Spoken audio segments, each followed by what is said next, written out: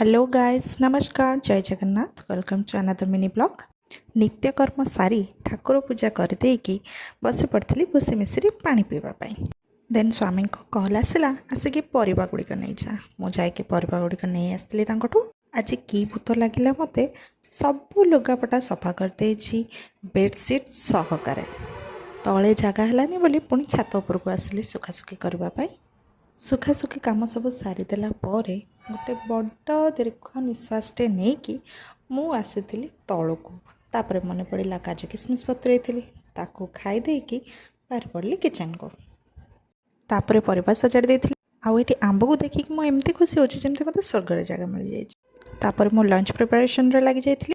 Lunch रे थिला आज भात डालमा आलू भजा बैगण भजा और आंब। इवनिंग रे हजबैंड आनी जलखिया खाइलु आउ रात खाइलु अटा चकुड़ी संगे Dalma. That's it for today. Thanks for watching.